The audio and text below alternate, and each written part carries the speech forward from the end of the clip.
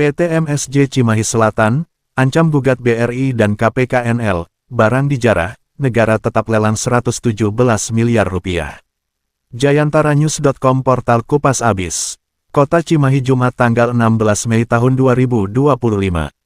Rencana pelaksanaan lelang eksekusi terhadap aset milik PT Matahari Sentosa Jaya MSJ oleh PT Bank Rakyat Indonesia Persero Tbk melalui Kantor Pelayanan Kekayaan Negara dan Lelang KPKNL Bandung, Kanwil DJKN Jawa Barat, kini menuai protes keras. PT MSJ menyebut proses lelang ini sebagai bentuk legalisasi perampasan atas aset yang faktanya telah dijarah masa sejak awal 2024.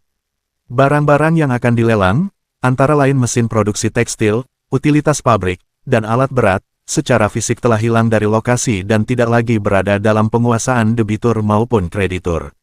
Aksi penjarahan tersebut terjadi secara terang-terangan dan diduga melibatkan oknum yang mengatasnamakan Serikat Pekerja Seluruh Indonesia (SPSI) Kota Cimahi, tanpa dasar hukum yang jelas.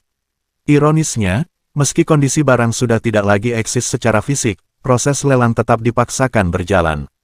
Pada tanggal 18 September tahun 2024, aset-aset dengan nilai jaminan fidusia sebesar 181 miliar rupiah serta stok barang senilai 120 miliar rupiah dibawa keluar paksa dari kawasan pabrik PT MSJ menggunakan truk Fuso.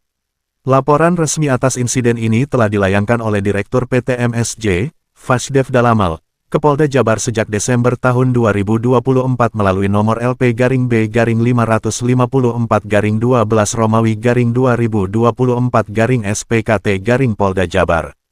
Namun, hingga kini proses hukumnya mandek. Saat dikonfirmasi tim media, Kepala KPKNL Bandung, Ahmad Abrori, berdalih bahwa proses lelang telah sesuai SOP. Pernyataan tersebut bertolak belakang dengan fakta di lapangan bahwa barang yang akan dilelang sudah tidak ada dan diduga kuat berada dalam status force majeure akibat penjarahan. Padahal, merujuk pada Peraturan Menteri Keuangan Nomor 213/PMK 06/2020 secara tegas mengatur. Pasal 11 ayat 1, barang harus dalam keadaan diketahui secara jelas, berada dalam penguasaan, dan tidak dalam sengketa. Pasal 12 ayat 1, penjual wajib menyerahkan barang kepada pejabat lelang sebelum pelaksanaan. Pasal 13 ayat 2, pejabat lelang wajib melakukan pemeriksaan fisik atas barang.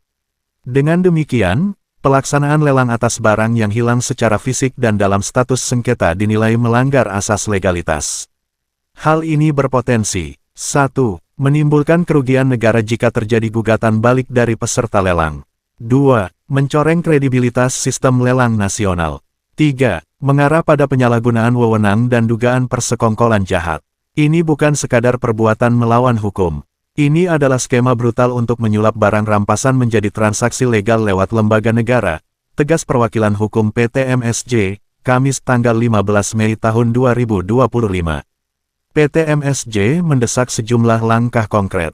Pembatalan segera atas rencana lelang. Audit internal oleh Kementerian Keuangan terhadap KPKNL Bandung. Tuntutan pertanggungjawaban hukum dari BRI sebagai kreditur. Pembukaan kembali penyidikan oleh Polda Jabar dan Kejaksaan. Potensi pelanggaran hukum yang dapat dijerat. Pasal 55 Jo Pasal 378 KUHP, dugaan persekongkolan dan penipuan dalam pelaksanaan lelang atas barang yang tidak lagi dikuasai. Undang-Undang Nomor 31 Tahun 1999 Jo Undang-Undang Nomor 20 Tahun 2001, penyalahgunaan wewenang yang menimbulkan kerugian negara. Undang-Undang Nomor 8 Tahun 1999 tentang Perlindungan Konsumen, penipuan terhadap peserta lelang atas barang yang tidak tersedia secara nyata.